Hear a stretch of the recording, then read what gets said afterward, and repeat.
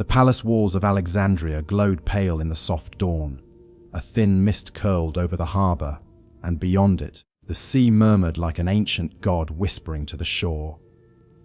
Inside those marble corridors, where gold caught the light and silence weighed like perfume, lived a girl whose name would soon become a curse to her sister.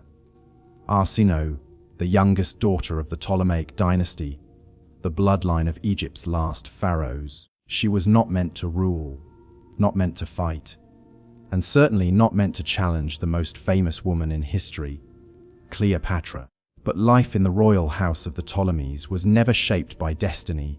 It was carved by ambition, jealousy, and fear. Arsinoe grew up in a palace that smelled of roses and sea salt, where every shadow had ears and every smile hid a dagger. Her childhood was filled with the sounds of sandals whispering on marble floors, the scrape of gold bracelets, and the hiss of secrets traded behind silk curtains. She watched her siblings, Cleopatra Berenice and Ptolemy Xisou, circle each other like lions pacing in the same cage. The dynasty they were born into had ruled Egypt for centuries, but by the time Arsinoe was old enough to walk, their throne was little more than a pawn in Rome's great game. Her father, Ptolemy XV, known as Aletes, the flute player, had spent his reign dancing to Rome's tune. He bought allies, bribed senators, and drained Egypt's wealth to pay for his throne. When the people rebelled, he fled. When they forgave him, he returned. Arsinoe saw early that kingship was not about crowns. It was about who could survive the longest. When her father died, chaos took his place. Cleopatra, sharp as a blade and twice as dangerous, claimed the throne. She was older, confident, and had already learned the art of ruling men with her voice and eyes. Arsinoe watched her sister command servants, generals, and scholars, as if the gods themselves had chosen her. But Egypt, restless and divided, refused to follow a single queen.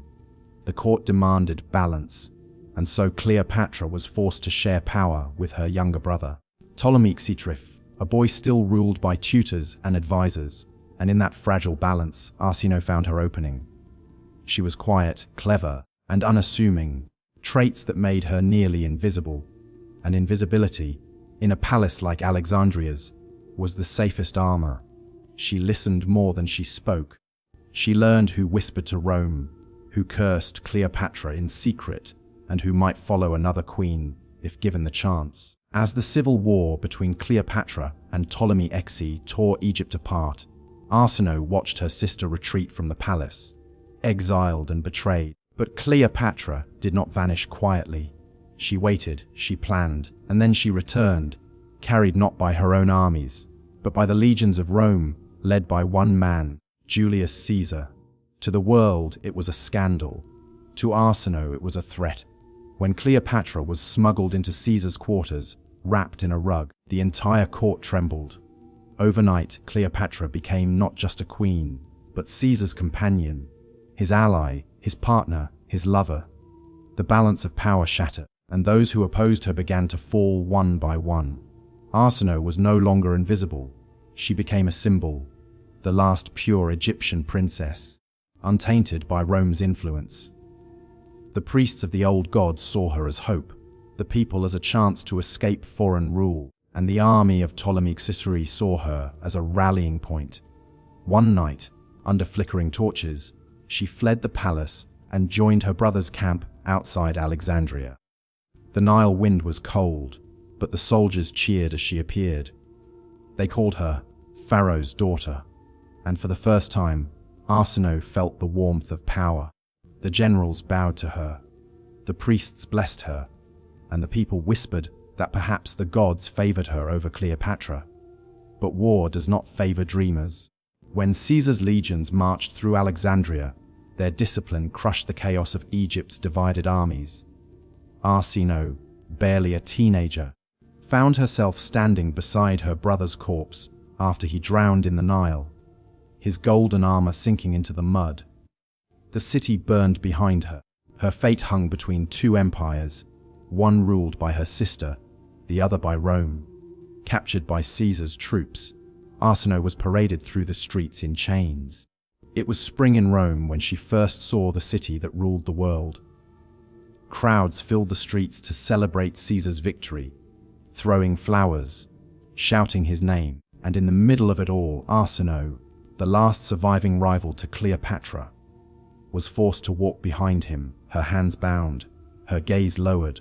She was 16. The Roman people stared, some with pity, others with curiosity. They expected her to die, as most captives did after such a triumph.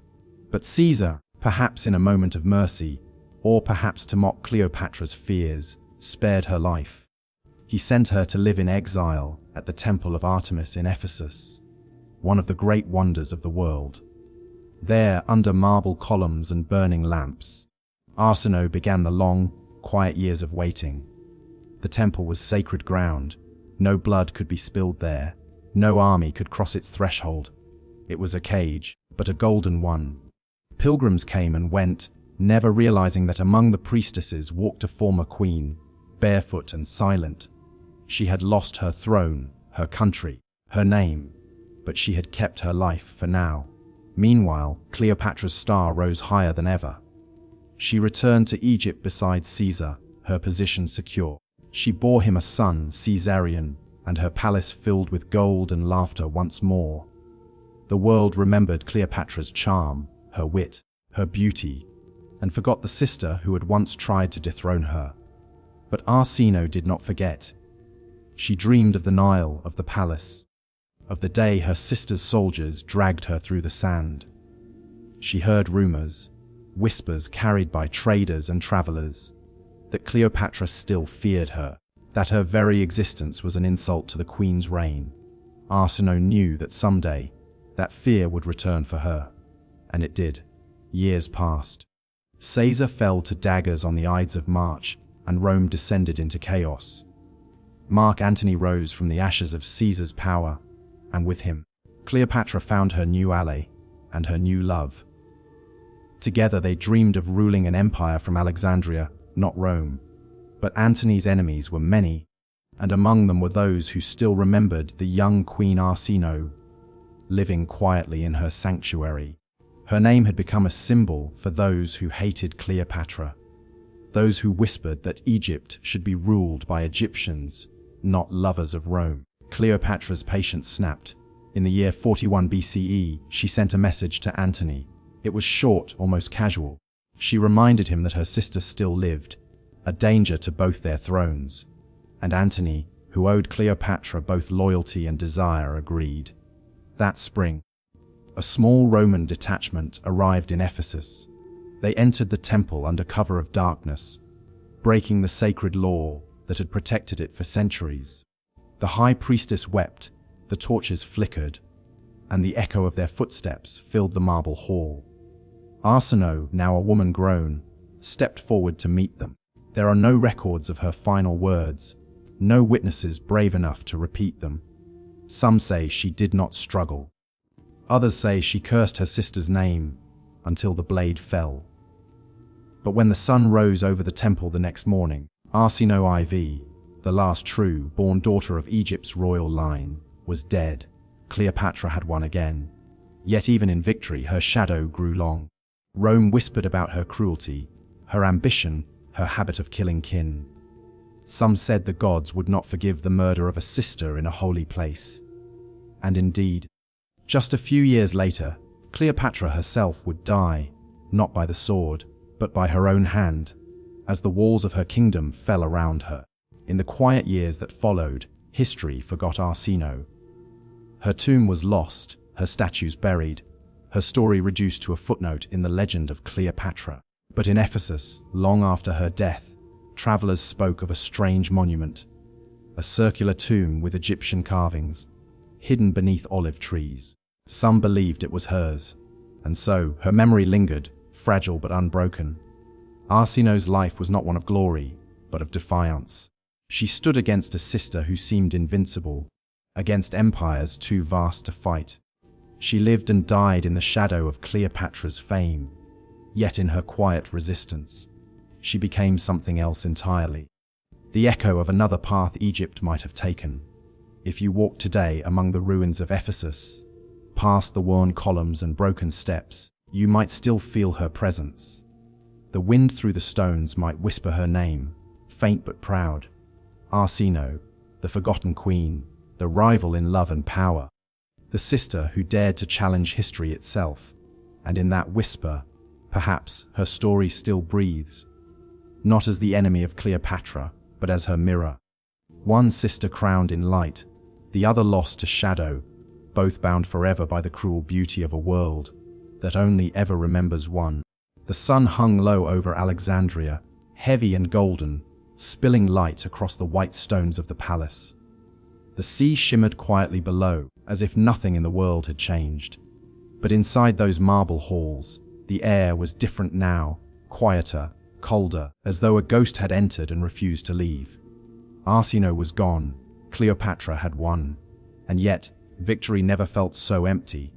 The Queen of Egypt stood by the balcony, her robes of fine linen fluttering against the wind, her eyes tracing the horizon. She told herself she no longer thought of her sister, but sometimes, in the stillness of the night, she imagined the temple in Ephesus. The columns bathed in moonlight, the silence before the soldiers entered. She imagined Arsinoe's face, calm and unflinching, as she faced her end. Cleopatra had ordered many deaths in her lifetime, but this one had stayed with her. It lingered like the scent of incense long after the flame had burned away. The court did not speak of Arsinoe. The priests avoided the name. The people, too, pretended to forget.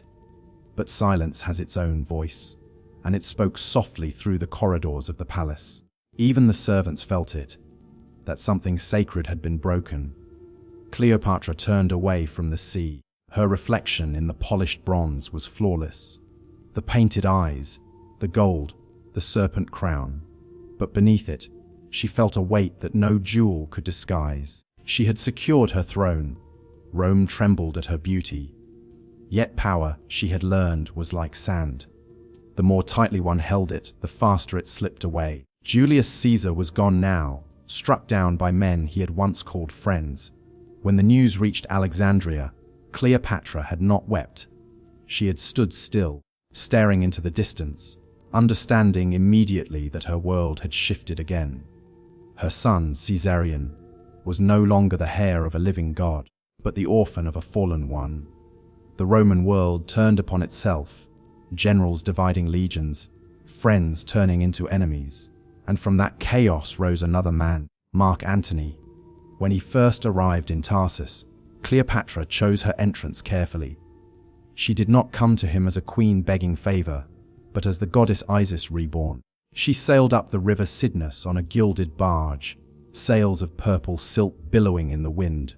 Her attendants dressed as cupids, her perfume carried far ahead on the breeze. Antony, with all his military pride, found himself smiling before she even spoke a word. Cleopatra had lost one empire's master. Now she would claim another. The two of them met not as strangers, but as equals. Antony, bold and coarse, a soldier of dust and blood, saw in her not just beauty, but the same hunger for greatness that burned within him. Cleopatra, in turn, saw in Antony something Caesar never gave her. The promise of companionship, of shared ambition, of a man who would not use her throne merely as a tool for his own. For a while, it almost felt like peace. They feasted together under torchlight, laughing like mortals while pretending to be gods. The people adored them. The warrior and the queen, the Roman and the Egyptian, bound by love and destiny. They called themselves the new Dionysus and Isis. The Nile glittered with their triumphs, and gold flowed again through the streets of Alexandria. But love and politics are never far apart, and Rome has never tolerated divided loyalties. Far away across the sea, a new power was rising. Octavian, Caesar's adopted son. Cold, patient, and ambitious, he watched Antony's growing bond with Cleopatra not as romance, but as betrayal. Cleopatra knew this, even as Antony tried to ignore it.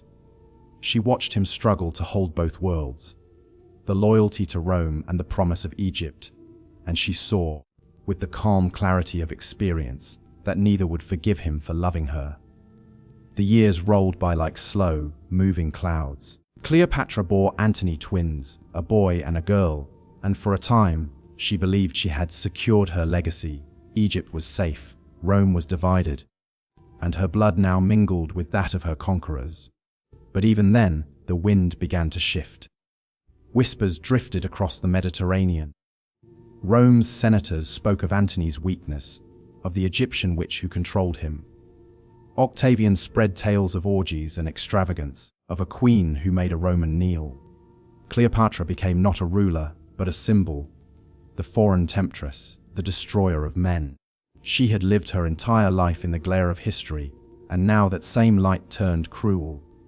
One night, she walked through the quiet halls of her palace, the same halls where she had played as a child, where her sister had once laughed.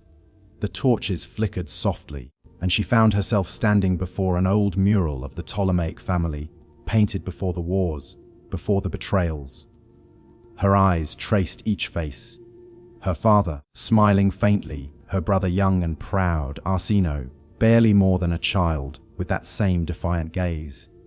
Cleopatra touched the wall gently, her fingertips brushing the faded paint. History, she thought, always forgets the wrong people. The next morning brought word from Rome. Octavian had declared war, not on Antony, but on her, on Egypt, on the woman who dared to call herself queen beside a Roman. And so, the quiet beauty of Alexandria gave way once again to the sound of marching feet, of ships being loaded, of fear returning to the people's eyes. Antony and Cleopatra prepared their fleet. The sea would decide their fate. At Actium, where the waters of Greece met the wind of empire, their destinies collided. The sky was pale, the horizon endless. Antony's ships, heavy and grand, faced the disciplined forces of Octavian. Cleopatra's barge shimmered like a jewel among them, her banners fluttering, her gold gleaming. But fate had already chosen its side. The battle was chaos, smoke, shouting fire. Antony fought with fury, but discipline won over passion. When Cleopatra's ship turned, retreating toward the open sea, Antony followed her, abandoning the battle, the war, and his honor all in one moment. It was over. They fled back to Egypt, back to the safety of their palace, though both knew it was an illusion. Rome would not stop until Egypt was a province, and Cleopatra's name a memory. In those final months, Alexandria felt strange, too quiet, too clean, as if the city itself were holding its breath. Cleopatra moved through her chambers like a shadow, speaking little, her once mighty court reduced to whispers and fear. Antony drank and raged, unable to face the ruin that approached. When Octavian's forces reached the gates, Antony tried one last act of pride. He led a hopeless defense, only to be told, falsely, that Cleopatra was dead. Heartbroken, he fell upon his sword. When she was brought to him, still alive, the queen knelt beside him, her tears quiet. Antony's last breath was spent looking at her, the woman for whom he had lost everything. And in that gaze was both love and forgiveness. And then, he was gone. Cleopatra returned to her palace once more. Outside, the Roman banners were being raised. Inside, the Queen of Egypt prepared for her final act. Octavian came to see her, a young man with cold eyes, polite but unyielding. He promised her safety, promised her life, if she would come to Rome in chains. But Cleopatra had seen what Rome did to queens. She remembered her sister Arsinoe, paraded through the streets, humiliated before the crowd. She would not suffer the same fate. In the quiet of her chamber, surrounded by her handmaidens, Cleopatra made her choice. No one knows exactly how she died. The ancient writers tell of an asp hidden in a basket of figs, its bite swift and silent. Others say she drank poison mixed with wine. However it happened, she died as she had lived, on her own terms, with the dignity of a ruler who refused to kneel. When Octavian entered her chamber, he found her lying on a golden couch, her robes immaculate, her crown still on her head. The faintest smile touched her lips. Beside her, the basket lay open, and in it the small coiled body of the asp. Thus ended the line of the Ptolemies, not with thunder, but with silence. Rome took Egypt. Octavian became Augustus, the first emperor, and the great city of Alexandria became just another jewel in the Roman crown. But the people did not forget her. They whispered her name for centuries, not as the conqueror, not as the seductress, but as the queen who stood against the tide of the world and refused to drown. And somewhere, perhaps in the silence beyond time, two sisters met again. Arsinoe, who had died in exile, and Cleopatra, who had died in her palace. One in shadow, one in light, both bound by the same fate. History remembered only one, but the wind, if you listen carefully, still carries the names of both. Cleopatra, the queen who burned too brightly. Arsinoe, the sister who would not be forgotten. And together they remain, not rivals, not enemies, but echoes. Echoes of Egypt's last queens, fading gently into the endless calm of the past. The palace was quiet now. Where once laughter and music had filled the air, only footsteps echoed softly through empty corridors. The scent of incense still lingered, faint, sweet, and heavy, clinging to the walls like memory itself. In one of the upper chambers, a boy sat alone beside a window overlooking the sea. The light of dawn painted his face pale gold, and his eyes, though young, already carried the wariness of an old soul. His name was Ptolemy XV Philopator Philometor Caesar, but the world knew him simply as Caesarion, the little Caesar, the son of Cleopatra, the son of Julius Caesar, and now the last pharaoh of Egypt. He was 17 years old. Below, the harbor of Alexandria was still. Roman ships stood like iron teeth against the horizon. Their flags hung limp in the humid air, silent, victorious. The empire had swallowed Egypt at last. Caesarion did not cry when they told him his mother was dead. He sat very still, his gaze on the water, his breath steady. Somewhere inside him, the truth had already settled, like sand after a storm. He remembered her voice, soft but commanding. "You are the future of Egypt, my son. You carry both our worlds, Egypt and Rome." But the future she had imagined had already crumbled. Now Rome ruled everything. Outside his chamber, servants whispered. The palace, once crowded with scholars and courtiers, was nearly deserted. Some had fled. Others had bent the knee to Rome. Only a handful of loyal attendants remained, moving quietly like ghosts. One of them, an old scholar named Apollodorus, entered and bowed deeply. "My king," he said, his voice low. "Octavian has sent word. He wishes to speak with you." Caesarion turned his head slowly. His voice, when he spoke, was calm, eerily calm. "Octavian." Apollodorus nodded. "He has taken the palace. He is merciful, for now. He asks that you meet him at the harbor." The boy looked away again. The sea stretched endlessly, grey and pale under the morning sun. "I see," he said simply. He knew what mercy meant in Rome. He had heard enough stories. As he walked through the halls, Caesarion saw what conquest looked like. The statues of his ancestors stood toppled, their faces broken.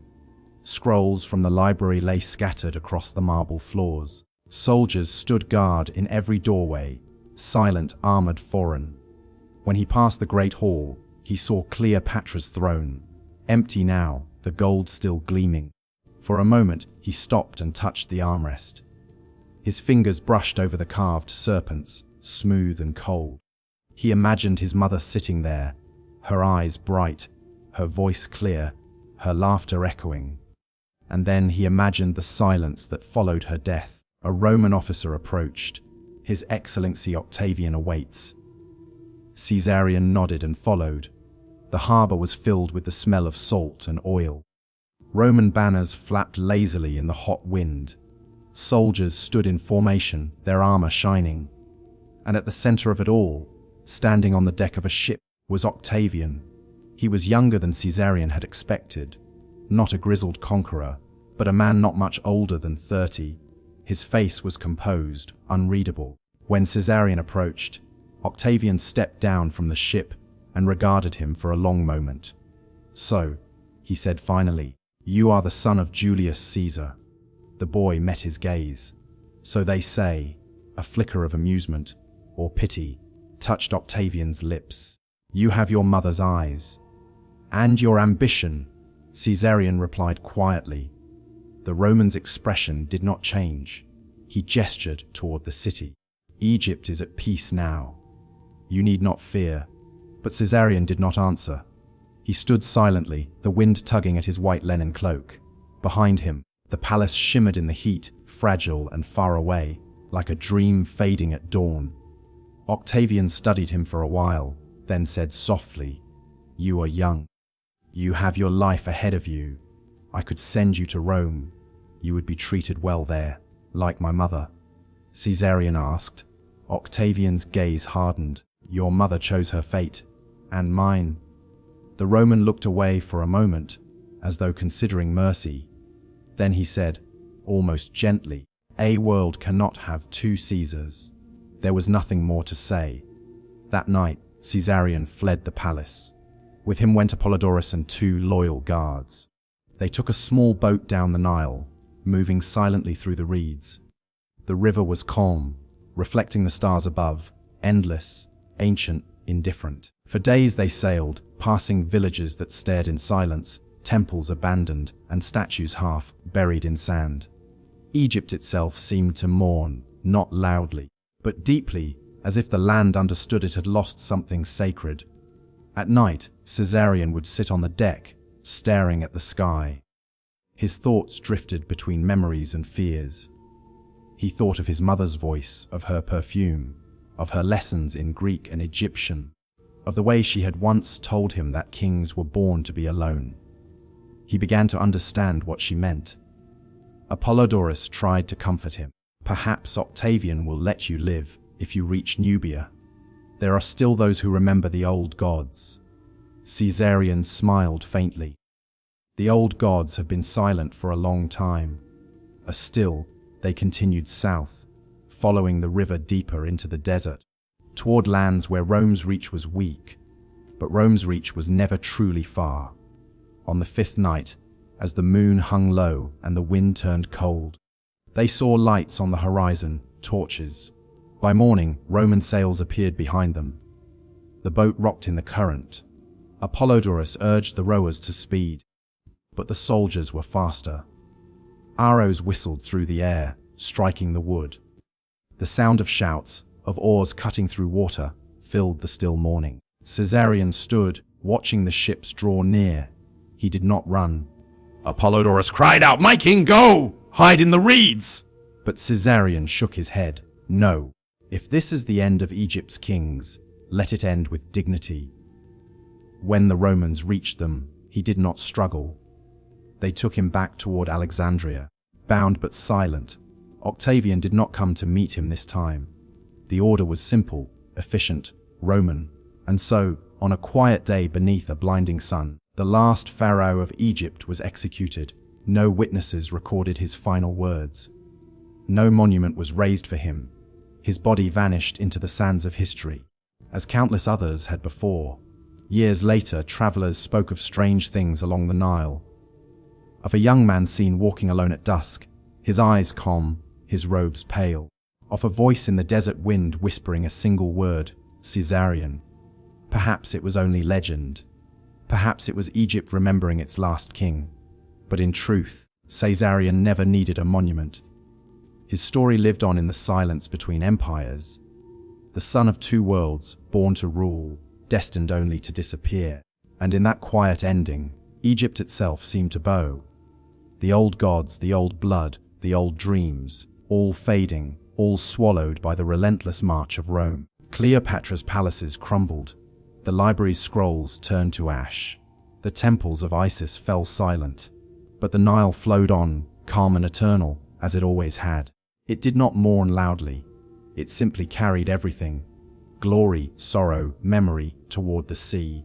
And perhaps that is how Egypt remembers, not with monuments or empires, but with the quiet flow of water, whispering the names of those who once ruled its banks. Caesarion, Cleopatra, Arsinoe, the last of the royal blood of Egypt, not forgotten, merely at rest.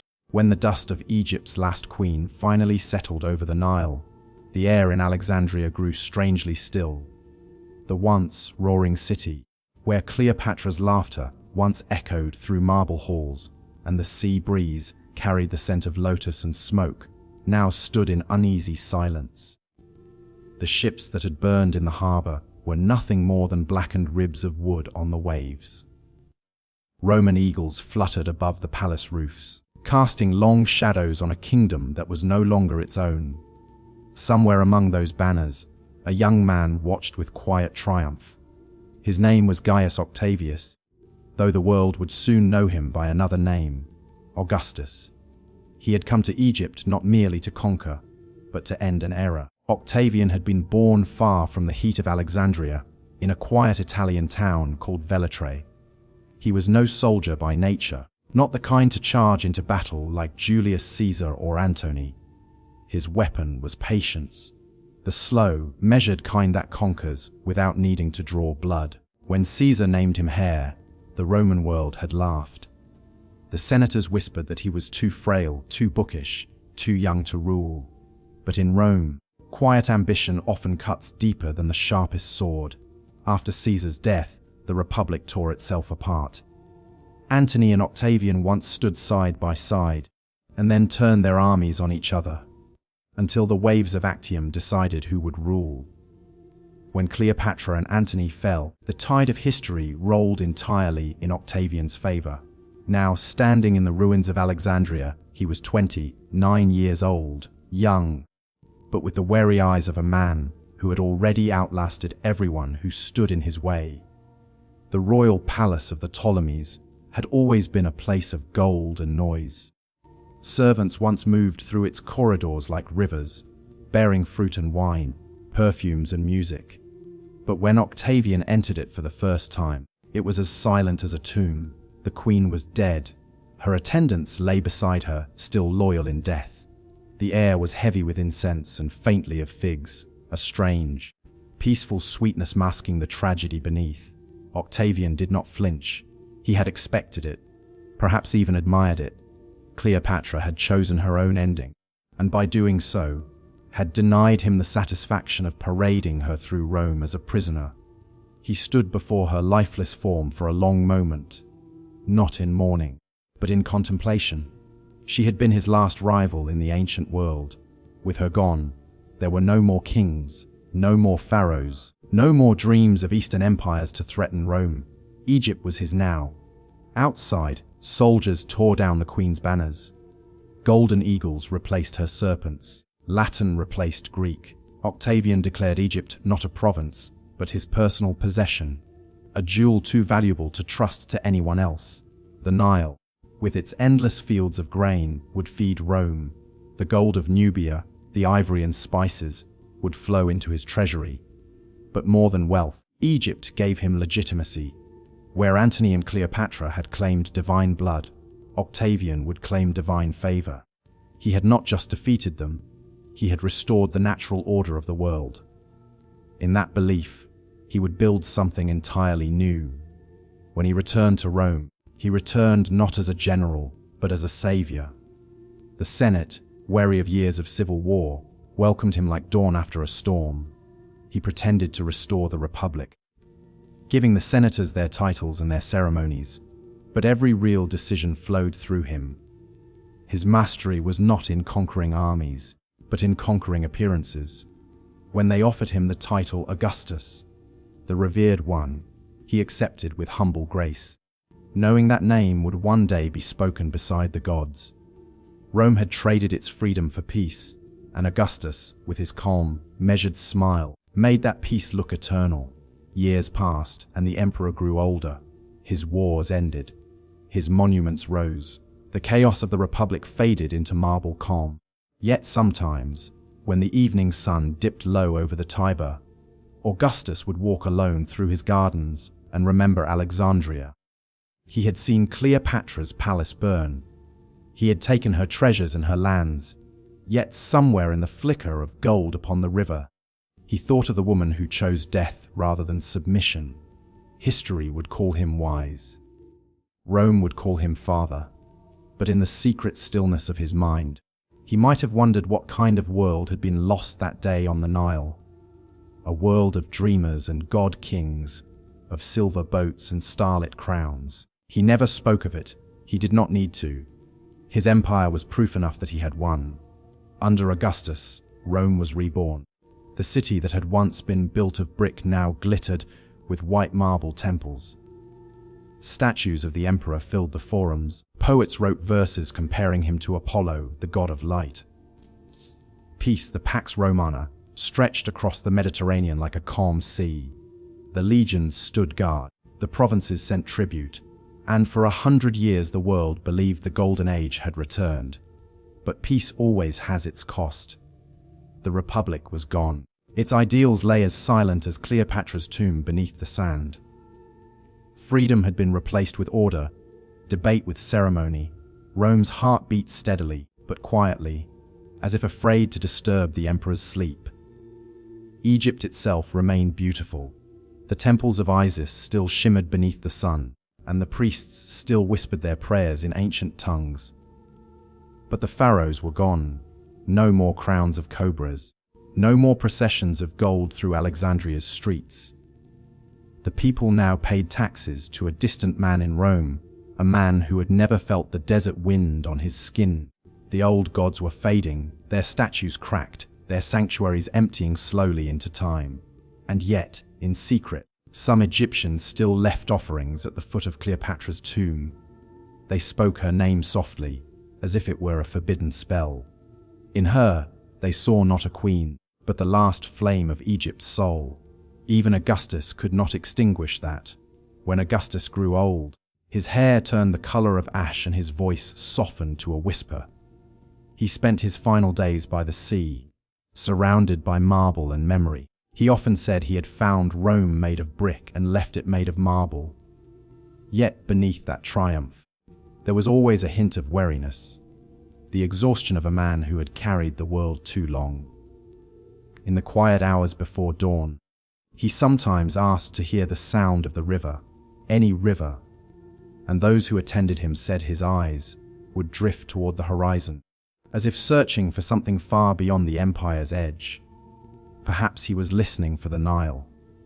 When Augustus died, the world mourned him as a god.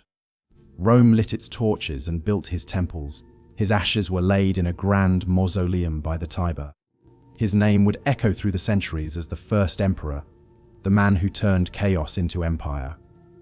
But history, as it often does, carries whispers beneath its grandeur. In Egypt, the sand still shifted over forgotten ruins. Somewhere beneath it all, in a tomb half swallowed by time, lay the memory of another ruler, a queen whose heart had defied Rome itself. The empire that Augustus built would one day crumble, just as hers had. The marble would crack, the eagles would fall. And yet, in the stillness of night, when the desert winds moved softly across the Nile, it was not Augustus's name that lingered. It was Cleopatra's. Centuries later, travelers would come to the ruins of Alexandria and stand among the broken columns, wondering how such glory could fade. They would find coins with Augustus's calm face, smooth and perfect, and faint carvings of Cleopatra's profile, weathered by sand and salt. Two faces, two fates, bound forever in history's long, drowsy tide. And so, as the waves whisper against the shore and the night settles over the city that once ruled the ancient world, we remember them not as enemies, but as echoes, two souls who shaped the edge between myth and empire. For in the end, neither Rome's marble nor Egypt's gold could outlast time. Only the story remains. The world had fallen quiet. After years of war, treachery, and ambition, the city of Rome seemed to breathe again. The battles were over, the rivals gone, and the man once called Octavian now ruled alone. He called himself Augustus, the revered one, and though the name carried weight, he wore it with the soft, measured calm of a man who had finally tamed the storm. He had inherited a broken world. Julius Caesar's death had thrown Rome into chaos, and for decades blood had filled its streets. But Augustus had survived it all. He was not the loudest general, nor the most charismatic, but he was patient. He waited, he planned, and when the moment came, he struck with precision. In time, even the wildest fires of ambition burned themselves out. Cleopatra was gone, her kingdom now a Roman province. Antony, once the Lion of Rome, lay dead beside her. Their children were scattered. Egypt, that jewel of the ancient world, belonged now to the empire. And Augustus, calm and unyielding, stood as the last man standing in a game that had devoured gods and queens alike. He ruled differently from the men who came before him. There were no grand speeches of conquest, no loud proclamations of kingship. He was careful. The Romans hated kings. He remembered that well. Instead, he called himself princeps, the first citizen, as if to say he was one of them. Merely the man who happened to stand at the front of the line. It was a beautiful illusion. Behind it lay absolute power. The Senate still met. The votes were still taken, the rituals still performed, but everyone knew who truly decided. Augustus did not need to shout. He ruled with quiet authority, and Rome obeyed. His city changed under him. The narrow, dirty streets of the old republic began to gleam with marble. New temples rose where old taverns had stood. Statues lined the avenues, and the gods of Rome, Jupiter, Mars, Venus, looked down from shining altars upon a city reborn. It was said that Augustus found Rome a city of brick and left it a city of marble. But it was more than stone he reshaped. He built order, he built peace, and he built a kind of silence that would last for generations. Inside his private home on the Palatine Hill, Augustus often sat alone in the fading light of afternoon. The air smelled of parchment and dust. On a low table before him stood a small statue of Julius Caesar, carved from white stone, its eyes fixed forever on the horizon. Sometimes Augustus would glance toward it, as though expecting it to speak. In those quiet hours, he must have thought of the world he had inherited, and the one he had destroyed to keep it. Perhaps he thought of Cleopatra, the woman whose death had given him Egypt. Perhaps he thought of the boy, Caesarion, the last thread of her bloodline, gone before his own peace began. He never spoke of them aloud, but memory lingers even in marble halls. His wife, Livia, moved through those halls like a shadow of order. Dignified, poised, untouchable, she was the perfect Roman matron, a model for the world her husband had built. But Livia was more than marble. She understood power as he did, quietly, invisibly. Together they ruled without ever saying that they ruled. To the people of Rome, they were the father and mother of the empire. To those within the palace, they were something closer to gods. Augustus believed that peace required discipline. He passed laws that bound men and women to duty. Families were to be sacred, marriages faithful, desires restrained. He wanted Rome to be moral, clean, renewed. But the city was alive, and life has its own rhythm. Among the poets of the age was a man named Ovid, who wrote of love and laughter, of beauty and pleasure. He wrote as if to remind the empire that it was still human. Augustus did not find it amusing. One morning, the poet was gone, exiled to a cold, distant shore where the Tiber was only a memory. The empire did not question it. Peace, after all, had its price. Egypt, far to the south, had grown silent. Its temples still stood, its sands still glimmered, but the old gods spoke less often. Roman soldiers patrolled the streets of Alexandria. Cleopatra's palace stood empty, its golden doors closed, its fountains dry. The people still whispered her name, though only in secret. They said the queen's spirit still walked the marble halls at night, her footsteps echoing softly against the stone. Some said that when the moonlight touched the water of the harbor, one could see her reflection, not as she died, but as she had lived proud, beautiful, and unbroken. Augustus never returned to Egypt. He preferred to think of it as conquered, not as lost. Yet the past has a way of following those who try to bury it. Sometimes, when he stood at his balcony and looked east, he must have remembered the warmth of the Nile air and the strange stillness of the Egyptian dawn. He had one peace, but peace was never clean. Beneath the marble and the silence lay the memory of blood. As the years passed, he began to fade. His hair turned white, his voice gentler, his pace slower. The weight of the empire rested on his shoulders like a robe too heavy to remove. He thought often of succession, of who would carry the fragile illusion of peace after him. He had no sons of his own. He had chosen heirs, and they had all fallen, one by one. Marcellus, his nephew, young and adored, dead of fever. Agrippa, his friend and general, gone before his time. At last, there was Tiberius, Livia's son, dutiful but joyless. Augustus named him heir not because he loved him, but because he feared the chaos that might come without him. In the end, even emperors must rest. In the summer of his 75th year, Augustus traveled south to the small town of Nola, where his father had died long ago. The air was still and warm, the kind of quiet that feels eternal. He lay on a narrow bed, sunlight spilling through the open window. Around him stood Livia, a few attendants, and the physicians who had watched him age. His breath was shallow, but his eyes were clear. The empire he had built stretched farther than any before him, and yet it must have felt strangely small in that final room. He smiled faintly and whispered, "Have I played my part well in the comedy of life? If so, applaud." Those were his last words. Then the light in his eyes dimmed, and the silence he had spent a lifetime creating settled at last upon him.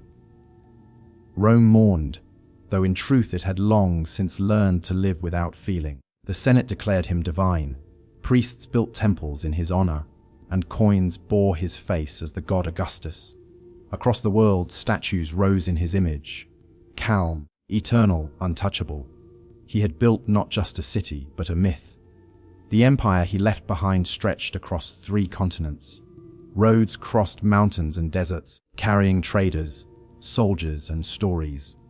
Roman law and language reached the edges of the known world, and everywhere there was peace. The Pax Romana, they called it. But it was a piece of marble, heavy and cold. Beneath it, the memory of all that had been lost still whispered. In Alexandria, the sea lapped gently against the stones of the old palace. Fishermen passing by said they sometimes heard laughter. Soft, distant, carried by the wind. In the libraries, scholars copied old Egyptian texts in Latin, translating gods into laws and myths into history. Cleopatra's name was erased from official lists, but her shadow remained, drifting through the corridors of time. Augustus was gone, but his empire dreamed on. It would last for centuries, though never again would Rome feel as alive as it had before peace came. The marble streets glistened, the temples stood proud, but beneath them the world slept, and in that endless sleep, the echoes of what once was, the kingdoms of the Nile, the laughter of poets, the fire of ambition, lived on, faint and eternal. When travelers centuries later walked through the ruins of Rome, they found his words carved into stone. These are the deeds of the divine Augustus. They read of wars won, temples built, nations conquered. But the wind that passed through those ruins carried a softer truth, that no empire, no matter how vast or polished, could silence the hum of history forever. The night comes gently to the Tiber now, and the moon glows pale above the broken columns. Somewhere, deep within the ruins, a statue of the emperor still stands, his marble gaze turned eastward toward the forgotten lands of Egypt. And if you listen carefully, you might still hear it. That faint, eternal whisper from the sands and the sea, reminding us of all empires that dreamed of forever. Nothing lasts forever.